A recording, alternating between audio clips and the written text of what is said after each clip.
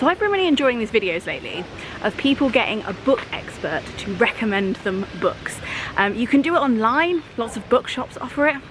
I was thinking, it's you lot, I want to go one better. And then I was reading this book called The Map of Bones, but I'm reading it because I read The Ghost Ship last year and I really bloody loved it. It's like queer 16th century pirates, Amsterdam, revolution vibes, anti-capitalism, loved it. So when I heard she had another in the series, I was like, hit me. And then I thought, Kate Moss, she's the woman who founded the Women's Prize.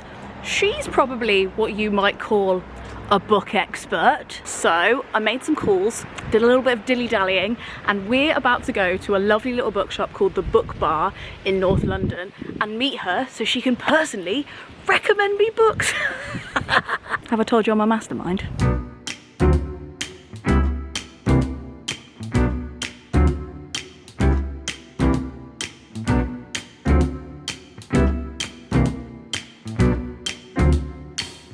So I'm here with Kate. I've cornered her in the bookshop and we're ready to give her some prompts. Yep. So my first prompt is, I've been really religiously reading the Women's Prize long for quite a long time. Yep. But there have been times where I have been a child at school and not reading that. So I'm worried that I've missed a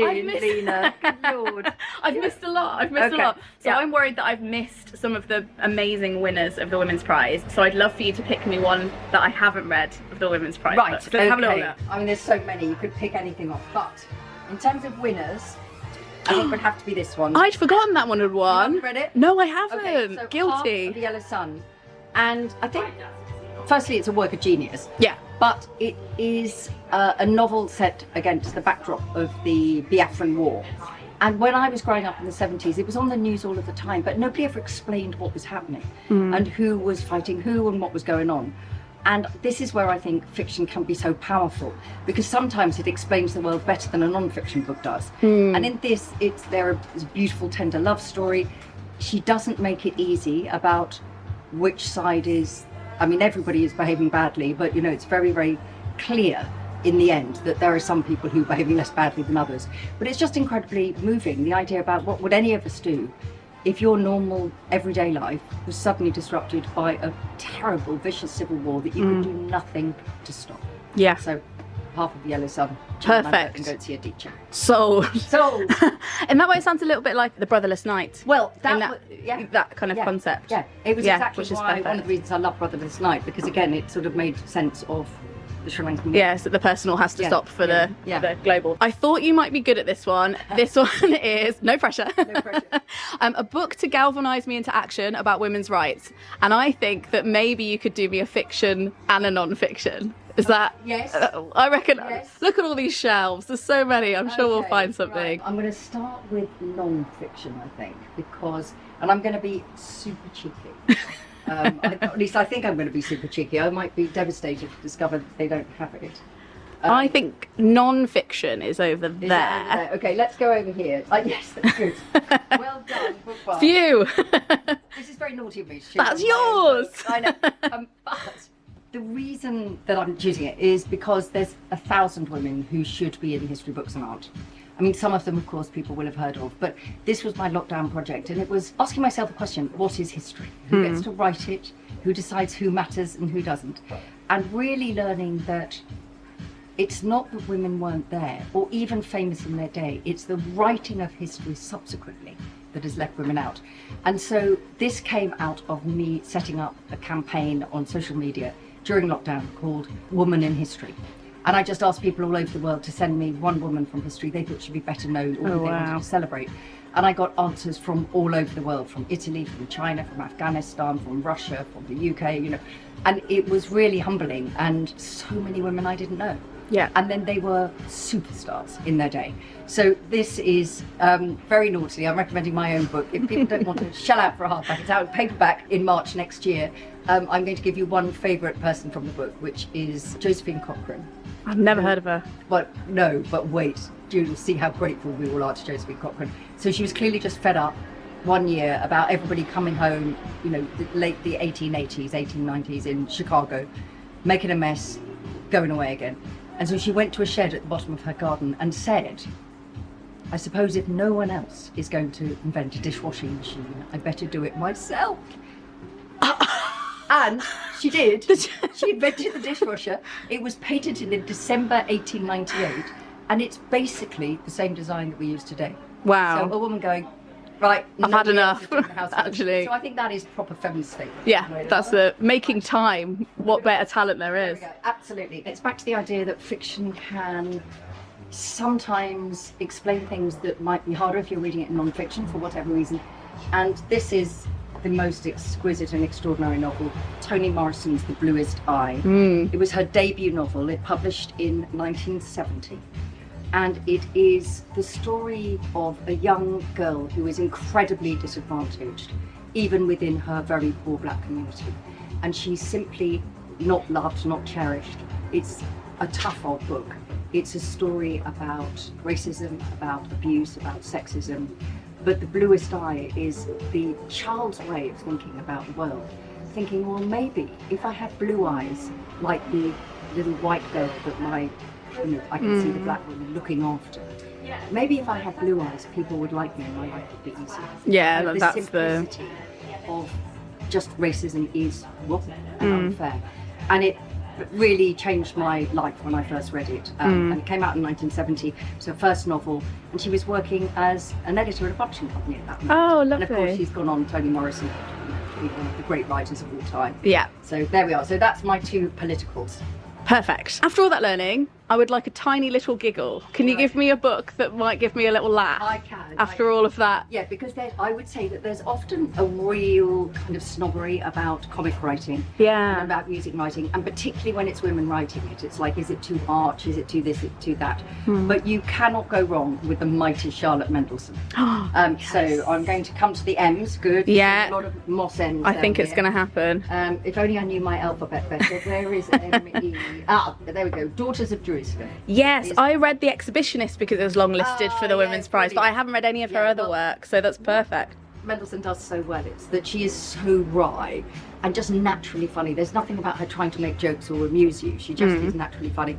And this one is set in Oxford, and it's just the ways in which actually quite appalling people quite often get on with each other. But there's the sense of a family, different women within the family, different expectations. There's almost always a totally appalling male spouse, although in her latest new amazing novel, Wife, the spouse is also a woman, and she's another monster. There's a monster man in here, there's a monster man in The Exhibitionist. But the thing about Mendelssohn is she's just so light and so funny, and as you're reading, you discover yourself kind of almost laughing guiltily, kind of barking, like, a good snort, that's what I need. Yeah, and this is a lovely sense of atmosphere, really fantastic female characters, just very, very funny. She's the comic genius, Mendelssohn. High praise. I'm having it. I'm having it. Don't put that one back on the shelf. Put it back sideways. Yeah, put it back sideways so I don't forget. This is a book that I absolutely loved. You can probably pitch it better than me. I want to say Queer Pirates, 16th Century Mayhem. That's it. Is that is that what you would say? Story of pirates. Yeah. What's not to like? Brilliant. So this clashes terribly with my jumper today, I realise, but I think it's chic. Oh, is it? Okay. Yeah. It's pattern clashing at its best. It's the third of a series of 4, except you can read it on its own as a standalone. Yeah, I did. And the last one that's coming up, The Map of Bones, you can also read as a standalone, because I know people start in different places, you know. Yeah. But this story is the story of Louise, who's what they called a she-captain.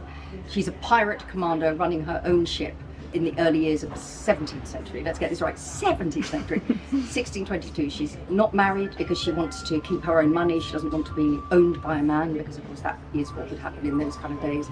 She's French, she's Huguenot. She's leaving the country because the Huguenots are persecuted. And for one reason or another, I won't go into, she falls in love and she becomes someone who is challenging slaver ships. And like, this can't come from. When I was doing my research into this, I discovered that there's always this idea that everybody thought it was completely okay to engage in people trafficking, which is what is. Yeah. But they didn't, of course. Yeah. And there were many women speaking out against it, saying this is not the right thing to do. And so all sorts of bits of research, but it comes from women that I've actually got in Warrior Queens and Quiet Revolutionaries, Anne Bonny and Mary Read, who were the notorious Caribbean pirates of the 18th century. Yeah. And I discovered there were quite a few lady pirates, as the Daily Mail would insist on calling them, including the great Saida El Hurra, who was the Moroccan pirate queen, Granny Romani, the Irish pirate queen, and the great Wu Zetian, who was the Chinese pirate queen of the 19th century, who, when she retired, who knew you could retire from being a pirate, had 40,000 pirates under her control. Oh, wow. I mean, that's worth retiring for, isn't it? I think you've done it. 40,000. Wow. So I loved writing this, and I've loved people's reactions to it. So yeah, there's Louise, she captain, lady pirates, queer love story. And then in the new one, her ancestor is going looking for Louise. The new one, this is the Don't book. spoil it for me now. I'm halfway through. This is the book proof. So the real jacket is this very luscious red and gold, and it looks fab. But yes, it's the last one in the series of 4. It's quite big. It was really emotional to write because I started dreaming about this series 12 years ago when I went to a book festival in Franschhoek in South Africa, and suddenly had this idea for a refugee story that would be a story of women passing down their stories one to the other over the years. With this one, The Map of Bones, it's divided into 2 time periods. The first one, the lead character is Suzanne, who is a descendant of Louise, the pirate commander, and she has suffered an extreme trauma, but has understood that the only way she will save herself is to go out into the world rather than to retreat into herself. And she is going in search of her illustrious ancestor, Louise, who had arrived on her ship in Table Bay in 1623 in southern Africa and never was heard of again. So she's looking for that.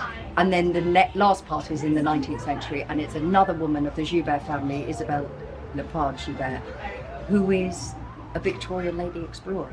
And she has understood the power and importance of women writing their own stories and how easily women are written out of the historical record.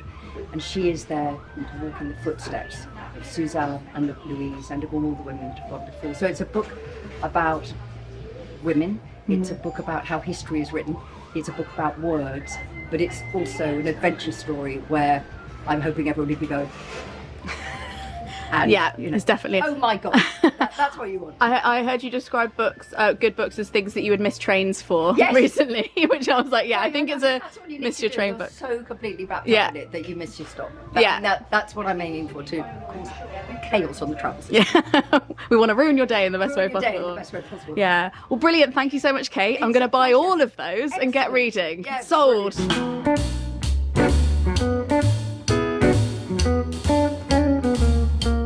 So it's a few weeks later and I've read all the books and I'm here to tell you exactly what I think. Was Kate on the money? We're about to find out. So let's review them in alphabetical order, I guess. There's got to be some kind of way of doing it. So The Bluest Eye by Toni Morrison was the first book that I read. Toni Morrison is probably the author I'm most familiar with, in that I've studied Beloved several times in like an academic setting, and I've read quite a lot of her non-fiction essays, which I've bloody loved, and I also watched the documentary on her, which is really, really good. She's also like an editor for a lot of famous authors in history, and she's just like a big pillar stone of the literary world, and I think she's brilliant. However, having said that, I've always struggled to get into her, I don't even want to say her writing. I feel like it's her sentences are absolutely beautiful. I love the way she constructs like sentences and paragraphs, but the way her books are structured, like either it just confuses me, and I think it's a me issue. Like I struggle to follow, mainly because there's so many characters. They're often introduced like in different like nebulous ways that aren't very obvious, and it's just a lot more of an exercise for the brain, the way they're constructed, which obviously has won her awards, but for my brain, I always struggle to grasp what is actually happening, which is the case for this book as well. I also struggled with Song of Solomon, but that doesn't mean I didn't have a great time reading it. I did think it was beautiful, and her use of language is so poetic and also like in a lot of times very funny. I feel like The Bluest Eye is known for being a tragic book, and it is that, but it also has these really funny moments. This is about a woman who doesn't like her husband, to put it bluntly. Often she could be heard discoursing with Jesus about Choli, pleading with him to let her strike the bastard down from his pinnacle of pride. And once, when a drunken gesture capitulated Choli into the red-hot stove, she screamed, "Get him, Jesus, get him!" If Choli had stopped drinking, she would never have forgiven Jesus. She needed Choli's sins desperately. The lower he sank, the wilder and more irresponsible he became, the more splendid she and her task became in the name of Jesus. It's like the way she describes the motivation of characters, like you kind of immediately know them. And those moments when they happen, they're really good. This happens with like everyone, I guess. There's authors that you know formally are great, but they're just like not for you. And I feel like tragically Toni Morrison's fiction is like that for me. However, I will defend her non-fiction forever. It's great. So that's that one. D, Daughters of Jerusalem. So this was funny because I feel like I interpreted a book that will make me laugh as like slapstick, funny one-liners, that kind of thing. This turns out to more be like comedy in the kind of Shakespearean sense, like a comedy of errors, like everybody's running about the stage and you, the audience, are in on all the different characters' plot lines and how they link together, but the characters don't know until the end, and it's a very like, you're ready to put your head in your hands because you know it's coming at any moment, and it does, and it's satisfying, and it is kind of like not ha-ha funny, but like, oh, funny, if you know what I mean. This is a really beautiful book, and I think that I would actually, of all the books that I've read recently, I'd compare it most to Intermezzo by Sally Rooney, which I haven't said on this channel yet, but I read it and I freaking loved it. And I haven't loved all of Sally Rooney's books, but I think this one is probably her best yet. And this is similar in that, so if you read Intermezzo, I think you'd really like this. It is like a small family story in which each member of the family, there's two daughters, one who's 14 and one who's 17, or maybe 16, and then a mum and a dad. They're all going through their own individual like crises, but nobody is talking to each other or communicating. So the dad is a professor at Oxford University and is feeling infantilized by some of the more accoladed men around him, and he really wants to prove himself finally, and he can't. The mom is actually falling in love with one of her female colleagues, and that's like a whole thing. The oldest daughter is struggling with suicidal ideation, and she's going through a really tough mental health space and like trying to define who she is separate from her parents. And then the younger sibling just feels like she's not good enough for anything and is very spoiled by her parents, but that is only feeding her insecurities. It's a really interesting different dynamic between all of them, and it's told from loads of different perspectives. It's also obviously set in Oxford, so there's lots of like beautiful descriptions, and if you're picturing it all in your head, it's like a very beautiful place on which to project so much tragedy. And I really loved this. I wasn't expecting to love it that much, if I'm being honest, because Charlotte Mendelsohn wrote The Exhibitionist, is that what it's called, that I read for the Women's Prize longlist. I didn't enjoy it a few years ago, so I was so happy to be forcibly reintroduced to this author and see like what she can actually do, because I bloody love this. So I think it's a case again of like reminding yourself that just because you didn't like one author's books doesn't mean the rest are like done for you. So yeah, I agree. This is a really uplifting book in a very traditionally tragic kind of way. Half of a Yellow Sun. This was my favourite of the lot, hands down. Loved this. My first Chimamanda book, so that's exciting. This is set in 1960s and 1970s Nigeria during a civil war, and for that reason, and not actually while I was reading it, but afterwards and reflecting on it, it really reminds me of The Brotherless Knight, which won the Women's Prize 2024. This won the Women's Prize in 2007, and it's really interesting to see this book and like how it might have influenced a lot of other writers that I've read more contemporary. Not only The Brotherless Knight, but also Glory, other books that are about contemporary civil wars and like following a few close-knit characters through that time from their very ordinary lives, and having that kind of citizen-wide boiled frog effect where you don't believe a war is going to happen and then you wake up one day and you're in the middle of one. This book centres two twin sisters who have very different attitudes to life, and follows both of them and the people that they love through their different experiences of the war, and you get to see like different situations and how they all piece together. It's incredibly moving. There's a small child in this that I got really attached to. I just felt like he was real. It's very harrowing. It was definitely something that I couldn't keep my head in all day. Like, you do have to have breaks because it's a hard read, but it's also really uplifting and really believable, and all of the strings are tied up at the end in this really unpredictable, clever way, and I really respected this as a book. I think it was really well done, and I'm not surprised that it won. And I think as well, like, something that's like this is reminding reminding me that it's good to go back and read what has won in the past and what has been big in the past, because I bet a lot of writers that I'm reading right now were inspired by this, and I bet that they even subconsciously used it as like a cornerstone for how they structure those kinds of books. So it's cool to go back and read the stuff that I might have missed in the past through being, I guess I was 17 when this won. What was I doing when I was 17? Tap dancing, probably. The last one I read was her own book, and I respect a woman who vouches for themselves. This is Warrior Queens and Quiet Revolutionaries, How Women Also Built the World. And as I expected, this one isn't really one to read back to front. I had to read it back to front so I could tell you what I thought of it, but this would be much better if you dipped into it throughout time. It's so condensed and brilliant. Like, I cannot believe the amount of research that must have gone into this book. It's actually kind of terrifying. Each chapter covers different disciplines that women have been erased from, and then within each chapter you go from like ancient times a lot of the time, or like as early as she has records for or couldn't find evidence for, and then like into the present day. So you kind of get an idea of how all of these women's legacies link together. So it's very good if you don't want to go, like, you don't want the slow drudge of going from like ancient times to new times throughout the whole book. I feel like the way it's structured is much more engaging than a lot of books that I've read, because you're going from like ancient times to modern times every chapter, and they also don't dwell for that like more than a couple of paragraphs on any woman in particular, so it gives you a really good overview. I think for me, I'm more one who likes to get stuck into like one or two people's stories when it comes to biographies, but this was just like a really nice overview, and I kind of just want to keep it around so I can dip in and make sure that I'm not, if I'm researching a certain topic or I'm like talking to somebody about a certain discipline, I'm not missing out some of the key players in that field. And there's also like some very famous women in here that I'll throw my hands up and say, I didn't actually really know the history of that. Like Boudica, didn't know. I don't know why I didn't know, but I just didn't know, okay? And now I know, and I'm very relieved about it. It's one of those ones that you want to take notes throughout. Let me just look at some of the notes that I wrote down, because there was just so many revelations for like little things that I was like, how did I not know that? Like the fact that women had to give up their jobs when they got married until 1944 in the UK. What?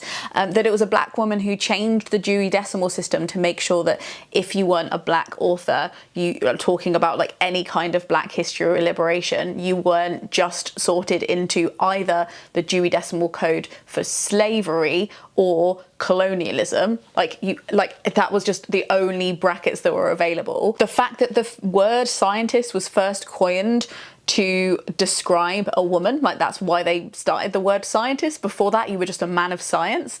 So there was just loads of stuff like that I'm definitely going to like seed into my brain and then just like tell people fun facts at the bar when I've had a few too many margaritas, and I look forward to it. So yeah, I think that this isn't like the usual way I consume history, like when it's just like pow pow pow pow pow, but it's really useful when you've had such an absence of it in your education. And I think this would be a perfect present for anyone who likes to like have that one book by their bed that they just dip into for a few moments or a few like 10 minutes before they sleep. Like a little insert of a little bit of information in this one would be great. And it's also just like a really pretty book. Like look at those end papers, it's really nice. So yes, definitely very vital and absolutely floored by the amount of research that has gone into this, because I could never I could never even sit still for that long, so I'm very impressed. So yes, out of those 4 books, I would say that Half of a Yellow Sun was my personal favourite, but I do think they were really great recommendations, and I hope that from me delving into them a little bit more and you hearing what Kate had to say about them, you have a little bit more of an idea about whether you would enjoy them too. I would like to hear what your favourite book of the year has been so far. I've had a great reading year, and I will make a video eventually talking about all the books that I've read in 2024 and which one was my favourite, as is tradition. We do it every year. I'm one for tradition sometimes. Not in all cases, but when the tradition is started by me, then I'm very zealous about it, very committed. This video was made possible by the Gumption Club, who tip me per video so they can keep happening. And we also have a Discord, and in the Discord we have a library channel where we just talk about books all day. So if that sounds interesting to you, I'll leave the links below on how to join.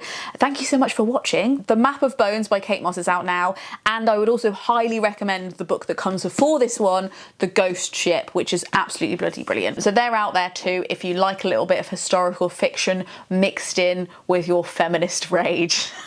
Thank you so much for watching. Frog Snog out.